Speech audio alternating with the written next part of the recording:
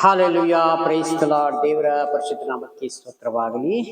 ಈ ರಾತ್ರಿ ವೇಳೆಯಲ್ಲಿ ದೇವರನ್ನ ಆರಾಧಿಸಿ ಮಹಿಮೆ ಪಡಿಸುವಂತ ಒಂದು ಕೃಪೆ ಸ್ತೋತ್ರ ಮಾಡಿಕೊಳ್ಳೋಣ.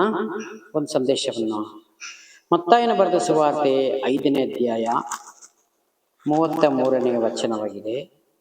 ಯೇಸುಸ್ವಾಮಿ ಪರ್ವತದ ಮೇಲೆ ಮಾಡಿದ ಪ್ರಸಂಗವು ಇದು. ಹಾಗಾಗಿ ಈ ಸಂದೇಶವನ್ನ ತೆಗೆದುಕೊಳ್ಳೋಣ. ನೀನು ಸುಳ್ಳಾಣೆ ಇಡಬಾರದು. ನೀನು ಇಟ್ಟುಕೊಂಡ ಆಣೆಗಳನ್ನು ಕರ್ತನಿಗೆ ಸಲ್ಲಿಸಬೇಕೆಂದು ಹಿರಿಯರಿಗೆ ಹೇಳಿದೆ ಎಂದು ಕೇಳಿದಿರಿ ಅಷ್ಟೇ. ಹಾಲೆಲೂಯಾ. ಸುಳ್ಳಾಣೆ ಇಟ್ಟರೆ ಕರ್ತನಿಗೆ ನಾವು ಲೆಕ್ಕ ಒಪ್ಪಿಸಬೇಕಾಗಿದೆ.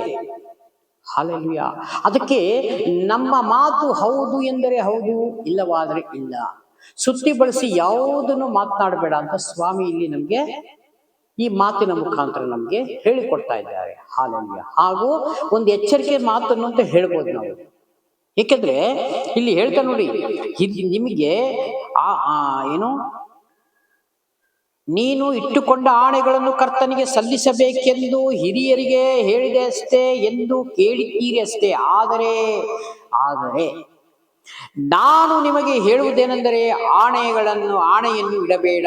ಆಕಾಶದ ಮೇಲೆ ಆಣೆ ಇಡಬೇಡ, ಅದು ದೇವರ ಸಿಂಹಾಸನ. ಹಾಲೆಲೂಯಾ. ಅಲ್ಲಿಗೆ ದೇವರು ಹೇಳ್ತಾರೆ, ಆಣೆನೇ ಇಡಬೇಡ ನೀನು ಅಂತ. ಯಾಕೆ ಆಣೆ ಇಡಬಾರ್ದು ಅಂದ್ರೆ, ನಾವು ಬಹಳ ಜನ ಪ್ರಶ್ನೆಗಳು ಮಾಡುವಾಗ ದೇವರಲ್ಲಿ ನಮ್ಗೆ ತೋರಿಸಿಕೊಡ್ತಾ ಇದ್ದಾರೆ. ಆಕಾಶದ ಮೇಲೆ ಆಣೆ ಇಡಬೇಡ, ಅದು ದೇವರ ಸಿಂಹಾಸನವಾಗಿದೆ, ಪರಲೋಕವಾಗಿದೆ, ನಾನು ವಾಸ ಮಾಡುವಂತ ಸ್ಥಾನವಾಗಿದೆ. ಹಾಲೆಲೂಯಾ. ಅಲ್ಲಿ ನೀವು ಆಣೆ ಇಡುವಂತ ನಿನಗೆ ಅವಕಾಶಗಳು ಇಲ್ಲ. ಹಾಲೆಲೂಯಾ. ಹಾಗಾಗಿ ದೇವರ ಸಿಂಹಾಸನವು ಭೂಮಿಯ ಮೇಲೆ ಆಣೆ ಇಡಬೇಡ, ಅದು ಆತನ ಪಾದಪೀಠ. ಹಾಲೆಲೂಯಾ. ಆಕಾಶದ ಮೇಲೆ ಆಣೆ ಇಡಬೇಡ, ಅದು ನನ್ನ ಸಿಂಹಾಸನವಾಗಿದೆ.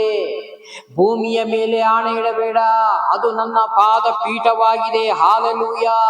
ದೇವರು 2 ಪಾದಗಳನ್ನು ಇಟ್ಟರೆ ಈ ಪ್ರಪಂಚವೇ ಮುಳುಗಡೆ ಆಗಿತ್ತೆ. ಹಾಲೆಲೂಯಾ. ಅದಕ್ಕೆ ದೇವರು ಭೂಮಿಯ ಮೇಲೆ ಆಣೆ ಇಡಬೇಡ. ನಾವು ಭಾರಿ ಯೋಚನೆ ಮಾಡ್ತೀವಿ. ಹಾಲೆಲೂಯಾ. ಈಗ ನಾವು ಏನಕ್ಕೆ ಯಾವ್ದ್ರ ಮೇಲೆ ಆಣೆ ಇಡೋಣ? ಇಲ್ಲಿ ನೋಡಿ, ನಮಗೆ ದೇವರ ಒಂದು ವಾಕ್ಯ ಗೊತ್ತಿಲ್ಲ, ದೇವರ ಜ್ಞಾನ ಇಲ್ಲ ನಮಗೆ. ಈಗ ನಾವೇನು ಲೋಕದ ಹೇಗೆ ನಡೀತಾ ಇದೆ ಅದ್ರ ಪ್ರಕಾರ ಅವರಿಗಾಗಿದ್ದು ನಮ್ಗಾಗತ್ತೆ, ಇವರಿಗಾಗಿದ್ದು ನಮ್ಗಾಗುತ್ತೆ, 4 ಜನಕ್ಕಾಗಿದ್ದು ನಮ್ಗಾಗುತ್ತೆ. ನೆವರ್ ಇಲ್ಲ. ಆ ತರ ಎಲ್ಲೂ ಬರ್ದಿಲ್ಲ. 4 ಜನಕ್ಕೆ ನಿಮ್ಗಾಗುತ್ತೆ ಅಂತ ಈ ಗ್ರಂಥದಲ್ಲಿ ಎಲ್ಲೂ ಬರ್ದಿಲ್ಲ. ಪ್ರಿಯ ಸಹೋದರ ಸಹೋದರಿಯರೇ, ಹಾಲೆಲೂಯಾ. ಆಕಾಶ ನನ್ನ ಸಿಂಹಾಸನ, ಭೂಮಿ ನನ್ನ ಪಾದಪೀಠ. ಎಲ್ಲಿ ಆಣೆ ಇಡ್ತೀರಿ ನಾವು? ಎಲ್ಲಿ ಆಣೆ ಇಡುವುದು? ಹಾಲೆಲೂಯಾ. ಹಾಗಾಗಿ ಇಡಬೇಡ, ಅದು ನನ್ನ ಪಾದಪೀಠ. ಯೆರೂಸಲೇಮಿನಲ್ಲಿ ಆಣೆ ಇಡಬೇಡ, ಅದು ದೊಡ್ಡ ಅರಸನ ಪಟ್ಟಣವಾಗಿದೆ. ಹಾಲೆಲೂಯಾ. ಯೆರೂಸಲೇಮಿನ ಮೇಲೆ ಆಣೆ ಇಡಬೇಡ, ಅದು ದೊಡ್ಡ ಪಟ್ಟಣವಾಗಿದೆ. ನಿನ್ನ ತಲೆಯ ಮೇಲೆ ಆಣೆಯು ಇಡಬೇಡ. ನೀನು ಒಂದು ಕೂದಲನ್ನಾದರೂ ಬೆಳ್ಳಗೆ ಅಥವಾ ಕರ್ರಿಗೆ ಮಾಡು. ಒಂದು ಕೂದಲು ಸತ ನಮ್ಮ ಕೈಯಲ್ಲಿ ಬೆಳ್ಳಿಗೆ ಅಥವಾ ಕರ್ರಿಗೆ ಮಾಡಕ್ಕೆ ನಮ್ಗೆ ಬಲ ಇಲ್ಲ. ಹಾಲೆಲೂಯಾ. ಆಣೆಗಳನ್ನ ಮಾತ್ರ ಚೆನ್ನಾಗಿಡ್ತೇವೆ. ದೇವ್ರು ನೋಡಿ ಎಷ್ಟು ಚೆನ್ನಾಗಿ ಹೇಳ್ಕೊಡ್ತಾ ಇದ್ದಾರೆ ಇಲ್ಲಿ. ಸಣ್ಣ ಮಕ್ಕಳಿಗೆ ಪಾಠ ಹೇಳಿಕೊಡ್ತಾ ಇದ್ದಾರೆ ಯೇಸು ಸ್ವಾಮಿ. ಇದನ್ನು ಕಂಡಾಗಲೇ ಸ್ವಲ್ಪ ಸಮಯ ಆಯ್ತು, ನಾನು ಯಾವುದನ್ನು ಬೇಡ ಸ್ವಾಮಿ ದೇವರೇ, ಇದು ನನಗೆ ನನ್ನ ಜೀವನದಲ್ಲಿ ಒಳ್ಳೆ ಪಾಠ ಕಲಿಸಿದ್ದೀರಿ ದೇವರೇ ಎಂಬುದಾಗಿ ನಾನು ಅರ್ಥ ಮಾಡಿಕೊಂಡು, ನಾನು ಏನಾದರೂ 2 ಮಾತು ಹಾಡಿದ್ರು ಅದು ಸತ್ಯವಾಗಿರ್ತದೆ. ಅದೇ ರೀತಿಗೆ ಪ್ರತಿಯೊಬ್ಬರು ಕಲಿಬೇಕಾಗಿದೆ ಇದನ್ನು. ನಮ್ಮಲ್ಲಿ ಸತ್ಯಕ್ಕಿಂತ ಸುಳ್ಳುಗಳು ಜಾಸ್ತಿ ಮಾಡಬಾರ್ದು. ಅದನ್ನ ತೆಗೆದು ಹಾಕಿ ಸತ್ಯವನ್ನ ಇಟ್ಕೋಬೇಕು ಒಳಗಡೆ. ಅದಕ್ಕೆ ದೇವರು ಹೇಳ್ತಾರೆ, ನಾನು ಬೆಳಕಿನ ರಾಜ್ಯದವನು ಆಗಿರುವುದರಿಂದ ನೀವು ಬೆಳಕಿನ ರಾಜ್ಯದವರು ಆಗ್ಬೇಕಾಗಿದೆ. ನಾವು ಇಂದಿನ ಕಾಲದಲ್ಲಿ ಕತ್ತಲೆಯಾಗಿ ಜೀವಿಸ್ತಾ ಇದ್ದೇವೆ. ಈಗ ಕರ್ತನ ಕಡೆಗೆ ಬಂದ ಮೇಲೆ ಬೆಳಕಿನ ರಾಜ್ಯದಲ್ಲಿ ಜೀವಿಸುವುದರಾಗಿದ್ದೇವೆ. ಹಾಗಾಗಿ ನೋಡಿ, ವಾಕ್ಯದಲ್ಲಿ ಎಷ್ಟು ಚೆನ್ನಾಗಿ ದೇವರು ನಮಗೆ ಕಲಿಸಿಕೊಡ್ತಾ ಇದ್ದಾರೆ. ಹಾಲೆಲೂಯ. ಆದರೆ ನೋಡಿ ಈ ಕೆಳಗಡೆ, ಆದರೆ ನಿಮ್ಮ ಮಾತುಗಳು ಹೌದಾದರೆ ಹೌದು, ಇಲ್ಲವಾದರೆ ಇಲ್ಲ ಎಂದಿರಲಿ. ನಿಮ್ಮ ಮಾತು ಹೌದು ಅಂದರೆ ಹೌದು, ಇಲ್ಲ ಅಂದ್ರೆ ಇಲ್ಲ. ಎರಡು ಮಾತಿನಲ್ಲಿ ಮುಗಿಸ್ಬೇಕು. ಸುತ್ತಿ ಬಳಸಿ ನಾವು ಸಿಕ್ಕಾಪಟ್ಟೆ ಒಂದು ಸುಳ್ಳು ಹೇಳಕ್ಕಾಗಿ 10 ಸುಳ್ಳು, ಅದ್ರ ಮೇಲೆ ಮುಚ್ಚಲಿಕ್ಕೆ ದೊಡ್ಡ ದೊಡ್ಡ ಸುಳ್ಳುಗಳು ರಾಶಿ ರಾಶಿ ಆಗ್ತದೆ. ಅದಕ್ಕೆ ಕೊನೆ ಇರುವುದಿಲ್ಲ. ನಿಮ್ಮ ಮಾತು ಹೌದು ಎಂದರೆ ಹೌದು, ಇಲ್ಲವಾದರೆ ಇಲ್ಲ. ನೋಡಿ, ಎರಡು ಮಾತಿನ ಮೇಲೆ ಮುಂದೋಯ್ತು. ಎಷ್ಟು ಚೆನ್ನಾಗಿ ಸ್ವಾಮಿ ನಮಗೆ ಒಂದು ಸ್ಕೂಲಲ್ಲಿ ಒಂದು ಟೀಚರ್ ಹೇಳಿಕೊಟ್ಟ ಹಾಗೆ ದೇವರು ನಮಗೆ ಪ್ರಸಂಗದ ಮುಖಾಂತರ ಹೇಳಿಕೊಡ್ತಾ ಇದ್ದಾರೆ. ಇದಕ್ಕಿಂತ ಹೆಚ್ಚಾದದ್ದು ಸೈತಾನನಿಂದ ಬಂದದ್ದು. ಆಮೇಲೆ ಹಲ್ಲೆಲೂಯಾ. ಇದರಿಂದ ನಿನ್ನ ಮಾತು ಹೌದು ಅಂದರೆ ಹೌದು, ಇಲ್ಲವಾದರೆ ಇಲ್ಲ, ಬಾಕಿ ಮಾತು ನನ್ನದಲ್ಲ. ಇದು ಹೆಚ್ಚಾಗಿ, ಇದರಿಂದ ಹೆಚ್ಚಾಗಿ ಬಂದದ್ದು ಸೈತಾನನಿಂದ ಅಂತ ಸ್ವಾಮಿ ಹೇಳ್ತಾರೆ.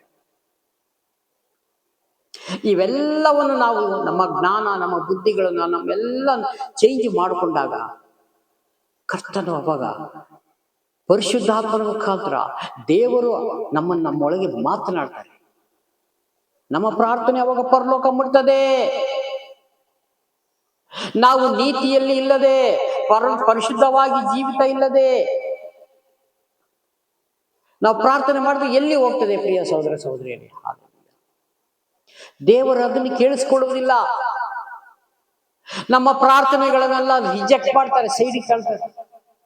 ಇದು ಒಳ್ಳೆ ಪ್ರಾರ್ಥನೆ ಅಲ್ಲ, ಒಳ್ಳೆ ಮನವಿ ಅಲ್ಲ, ಈ ಮಾತು ನನಗೆ ಬೇಡ. ಕೆಲವೊಮ್ಮೆ ನಮ್ಮ ಪ್ರಾರ್ಥನೆ ಮಾಡುವಾಗ ದೇವರು ಮೌನ ಆಗ್ಬಿಡ್ತಾರೆ. ಹಲ್ಲೆಲೂಯಾ. ನಾವು ಈ ಭೂಮಿ ಮೇಲೆ ನೀತಿವಂತರಾಗಿ ಬದುಕಿ ಅವಾಗ ನಾವು ಪ್ರಾರ್ಥನೆ ಮಾಡಿದ್ರೆ ದೇವರ ಪ್ರಾರ್ಥನೆಯನ್ನ ಕೇಳಿ ಜಯವನ್ನು ಕೊಡ್ತಾರೆ, ಸದುತ್ತರನ್ನು ಕೊಡ್ತಾರೆ. ಅವಾಗ ಹೇಳ್ತಾರೆ, ನೀನು ಹೋಗು ಅಲ್ಲಿ ಪ್ರಾರ್ಥನೆ ಮಾಡು, ನಾನು ಎಲ್ಲ ಜಯ ಕಾಣಿಸ್ತೇನೆ, ಜಯವನ್ನು ನಾನು ಉಂಟು ಮಾಡ್ತೇನೆ, ರೋಗ ಸೌಖ್ಯ ಮಾಡ್ತೇನೆ. ಅವ್ರ ಕುಟುಂಬಕ್ಕೆ ಆಧಾರಕರ್ತನ ದೇವರಾಗಿದ್ದಾರೆ. ಎಷ್ಟೋ ಕಡೆ ಹೋಗಿ ಪ್ರಾರ್ಥನೆ ಮಾಡಿ ಬರ್ತೀವಿ. ಕೆಲವೊಂದು ಕಡೆ ದೇವರ ಪ್ರಾರ್ಥನೆ ಕೇಳಿ ಉತ್ತರ ಕೊಟ್ಟಿದ್ದಾರೆ, ಕೆಲವರಿಗೆ ಇನ್ನೂ ಉತ್ತರವೇ ಬಂದಿಲ್ಲ. ಇನ್ನು ಕೆಲವರು ಉತ್ತರಗಳನ್ನ ತೆಗೆದುಕೊಂಡಿದ್ದಾರೆ, ದೇವರಿಂದ ಪ್ರಯೋಜನಗಳು ತೆಗೆದುಕೊಂಡಿದ್ದಾರೆ. ಪ್ರಾರ್ಥನೆ ಮಾಡುವ ಹೋಗಿ ಅವರಿಗೋಸ್ಕರ ಕಣ್ಣೀರಿಟ್ಟಿ ಪ್ರಾರ್ಥನೆ ಮಾಡಿದವ್ರನ್ನ ಮರೆತು ಬಿಡ್ತಾರೆ. ಹಲ್ಲೆಲೂಯಾ. ಇದಿಲ್ಲ, ಆತರ ಎಲ್ಲೂ ಬರ್ದಿಲ್ಲ ಇಲ್ಲಿ. ನಿಮ್ಮಿಂದ ಅದ್ಭುತ ಕಾರ್ಯಗಳು, ಮಹತ್ ಕಾರ್ಯಗಳು ಮಾತ್ರ ಬೇಕು. ದೇವರು ಬೇಡ, ಸೇವೆ ಬೇಡ, ಪ್ರಸಂಗ ಬೇಡ. ಹಲ್ಲೆಲೂಯಾ. ಇಂಥವರು ಇದ್ದಾರೆ ಪ್ರಿಯ ಸಹೋದರ. ಕಷ್ಟ ಬಂದಾಗ ಪ್ರಾರ್ಥನೆ ಅವಾಗ ನೆನಪು ಬರ್ತದೆ. ಪಾಸ್ಟ್ರೇ, ಈ ತರ ಒಂದು ಸಣ್ಣದೊಂದು ಸಮಸ್ಯೆಗೆ ಸಿಕ್ಕಾಕೊಂಡಿದ್ದೀನಿ, ನಮಗೋಸ್ಕರ ಪ್ರಾರ್ಥನೆ ಮಾಡಿ. ಪಾಸ್ಟ್ರೇ, ನಮಗೋಸ್ಕರ ನೀವು ಉಪವಾಸ ಮಾಡ್ರಿ ಅಂತಾರೆ. ಹಲ್ಲೆಲೂಯಾ. ಅವರಿಗೋಸ್ಕರ ಸೇವಕರು ನಾವೆಲ್ಲ ಪ್ರಾರ್ಥನೆ ಮಾಡಬೇಕು, ಉಪವಾಸ ಇರಬೇಕು. ಹಾಗಾಗಿ ಹಾಗೆಲ್ಲ ಇಲ್ಲ. ದೇವರು ನಿನ್ನ ನಡವಳಿಕೆ, ನಿನ್ನ ಮಾತು, ನಿನ್ನ ಒಳಗಡೆ ಏನ್ ನಡೀತಾ ಇದೆ ಅದರ ಮೇಲೆ ಪ್ರತಿಫಲ ಕೊಡುವಂತವರಾಗಿದ್ದಾರೆ. ಹಲ್ಲೆಲೂಯಾ. ಹಾಗಾಗಿ ಸಮಯ ಮೀರಿ ಹೋಗ್ತಾ ಇದೆ. ದೇವರ ಚಿತ್ತವಾದರೆ ನಾಳೆ ಮತ್ತೆ ಬೇರೆ ಸಂದೇಶವನ್ನು ತೆಗೆದುಕೊಳ್ಳೋಣ. ಕಣ್ಮುಚ್ಚಿ ಚಿಕ್ಕ ಪ್ರಾರ್ಥನೆ ಮಾಡಿ. ಪ್ರೀತಿ ಸ್ವರೂಪನಾದ ದೇವರೇ, ರಾಜಾದಿರಾಜನೇ, ಯೇಸು ಸ್ವಾಮಿ, ನಿಮಗೆ ಮಹಿಮೆಯಾಗಲಿ. ಸ್ತುತಿಗಳ ಮಧ್ಯೆ ವಾಸ ಮಾಡುವ ತಂದೆ ಸ್ವಾಮಿ, ವಿಡಿಯೋ ಮುಖಾಂತರ ನೋಡುತ್ತಾ ಪ್ರತಿಯೊಂದು ಕುಟುಂಬಗಳಿಗೂ ನಿಮ್ಮ ಕರಗಳಲ್ಲಿ ಒಪ್ಪಿಸ್ಕೊಡ್ತಾ ಇದ್ದೀನಿ ಸ್ವಾಮಿ ದೇವರೇ. ನಾವು ಕರ್ತನೆ ಸುಳ್ಳು ಆಡಬೇಕು, ಸುಳ್ಳು ಆಡಬಾರ್ದು ಎಂಬುದಾಗಿ ಸ್ವಾಮಿ ವಾಕ್ಯದ ಮುಖಾಂತರ ನೀವು ತೋರಿಸಿಕೊಟ್ಟದಕ್ಕಾಗಿ ನಿಮಗೆ ಸ್ತೋತ್ರ ತಂದೆ ಆಗಿದ್ದೇವೆ. ಕರ್ತನೆ, ಕಷ್ಟದಲ್ಲಿ, ದುಃಖದಲ್ಲಿ, ಸಮಸ್ಯೆಗಳಲ್ಲಿ, ರೋಗದಲ್ಲಿ ಇರುವಂತಹ ಪ್ರತಿಯೊಂದು ಕುಟುಂಬದಲ್ಲಿ, ಕೆಲಸ ಕಾರ್ಯಗಳ ವಿಷಯದಲ್ಲಿ ಸ್ವಾಮಿ, ಅವ್ರಿಗೆಲ್ಲರಿಗೂ ಸ್ವಾಮಿ ಜಯ ಕೊಡುವ ದೇವರು ನೀವು ಸ್ವಾಮಿ. ಪ್ರಾರ್ಥನೆ ಕೇಳಿದಕ್ಕಾಗಿ ಸ್ತೋತ್ರ. ಯೇಸುನಾಮದಲ್ಲಿ ಬೇಡಿಕೊಳ್ಳುತ್ತೇನೆ ಪರಲೋಕದ ತಂದೆ. Amen, amen, amen. Praise God. ದೇವರೆಲ್ಲರನ್ನು ಆಶೀರ್ವದಿಸಲಿ. ಆಮೆನ್.